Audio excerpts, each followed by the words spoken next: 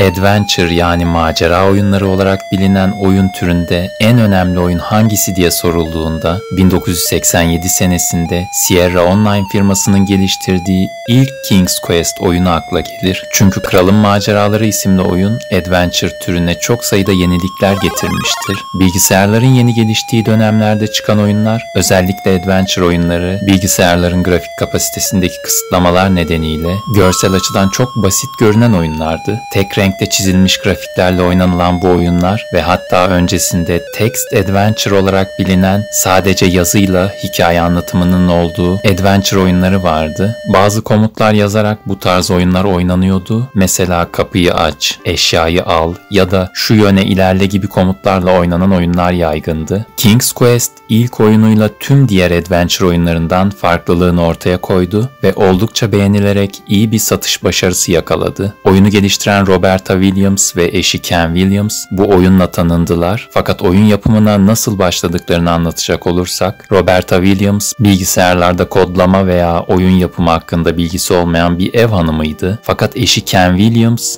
IBM firmasında programcı olarak çalıştığı için bilgisayar oyunlarına uzak değillerdi. Roberta Williams oynadığı bilgisayar oyunlarından etkileniyordu. Onu en çok etkileyen Colossal Cave isimli text tabanlı bir oyun olmuştu. Williams bir süre sonra kendi oyununu yapmaya karar verdi. Aklında bir oyun fikri vardı ve bu oyunu yapmak için programcı olan eşinden yardım istedi. Geliştirdikleri ilk oyun Mystery House 1980 senesinde Apple II bilgisayarlara çıktı ve bu oyun dünyadaki ilk grafik adventure oyunu olarak bilinir. Bu çok önemli bir olaydı çünkü bundan önce çıkmış tüm adventure oyunları yazıyla oynanan text tabanlı oyunlardı. Mystery House grafik kullanarak adventure oyunlarına çağ atlatmıştı denilebilir. Oyun beklediklerinden fazla ilgi görünce Roberta ve Ken Williams birlikte Sierra Online firmasını kurdular. Ardından yine 1980'de ikinci oyunları olan Wizard and the Princess Apple II sistemleri için yayınlandı. Bu oyun da dünyada yapılan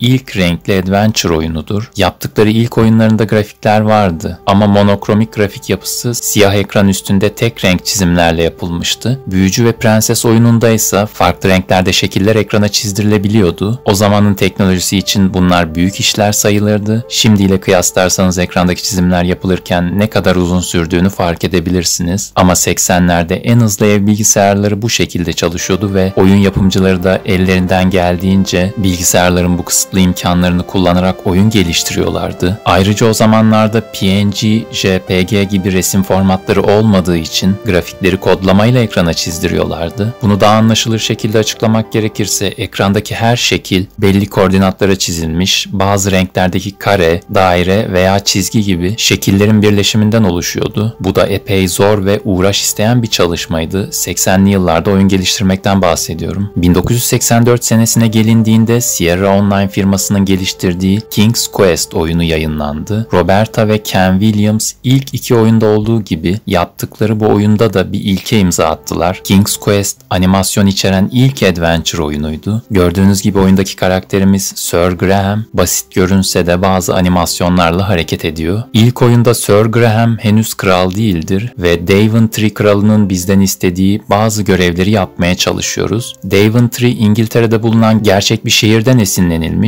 yani uydurma bir isim değil. Kralın görevlerini yaparken yön tuşlarıyla hareket edip klavyeden komutlar yazarak çevreyle etkileşime girebiliriz. Mesela saraya gidip kralla konuşmadan önce eğil yazarsanız karakterimiz ona göre hareket ediyor ve ekranda kralın hoşnutluğunu anlatan bir yazı çıktıktan sonra bizimle konuşmaya başlıyor. Kral Edward bizden 3 sihirli nesneyi getirmemizi istiyor. Eğer bunları kendisine getirirsek kral olabileceğimizi söylüyor ve kendisinin çok yaşlandığını, artık ülkeyi yönetmekte zorlandığından bahsediyor. Biz de bu görevi kabul edip maceralara atılıyoruz. Oyun kendi içinde küçük olsa da açık dünya bir haritada geçiyor. Bu özgürlük hissi gerçekten oyundan aldığımız keyfi fazlasıyla arttırıyordu. Ana haritada onlarca bölüm arasında istediğimiz gibi dolaşabiliyoruz. Bununla beraber çok sayıda kapalı alanlara ve mağaralara, evlere girebiliyoruz. Farklı karakterlerle konuşup onlara yardımcı olup bazen onlardan yardım alarak esas görevlerimizi gerçekleştirmeye çalışıyoruz. Oyunda ölebiliyoruz. Oynayanlar bilirler. Bu neredeyse tüm Sierra oyunlarında olan bir özellik. Suya düşüp boğulmak, bir kayanın altında ezilmek veya yüksekten düşüp ölmek mümkün.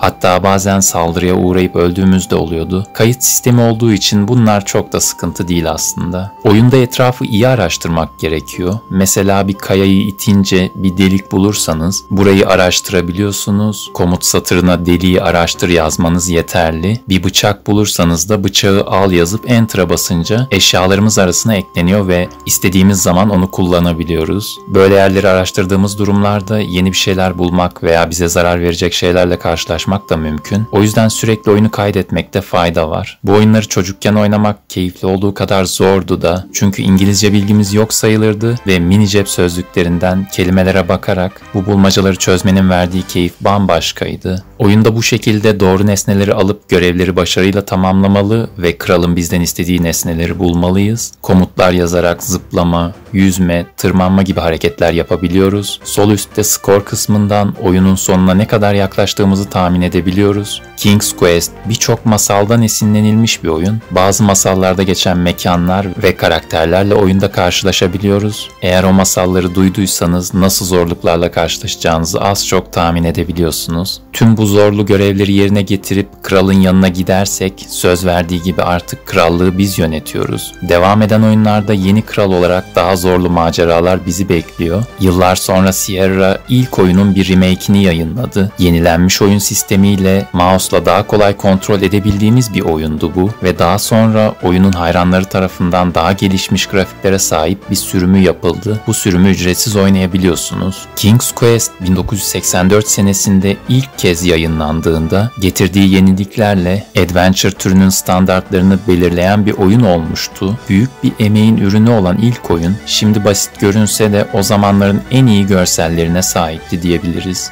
Bu yüzden oyuncular tarafından oldukça beğenildi ve yıllarca devam oyunları da geldi. Sierra firması bu sayede başarılı olduktan sonra onlarca farklı adventure oyununa imza attı. Sierra'nın başarılarından etkilenen farklı firmalar ortaya çıktı ve değişik adventure oyunları yaptılar. Tüm bu oyunlara Sierra'nın yaptığı bu başarılı oyun ilham oldu diyebiliriz. Roberta Williams neredeyse 50 yıl sonra yaptığı oyunlara ilham olan ve beğenerek oynadığı Colossal Cave oyununun yenisini yapacağını duyurdu. Umarım adventure türünde bu kadar emeği geçen Williams'ın yeni çalışması da başarılı olur ve günümüzde de yeterli ilgiyi görebilir. Videoyu beğendiyseniz ve kanala abone değilseniz abone olmayı unutmayın. Eğer unuttuysanız şimdi hatırlatıyorum. Abone olup bize destek olabilirsiniz. Fikirlerinizi yorumlar kısmında paylaşabilirsiniz. Sonraki videolarda görüşmek üzere. Hoşça kalın.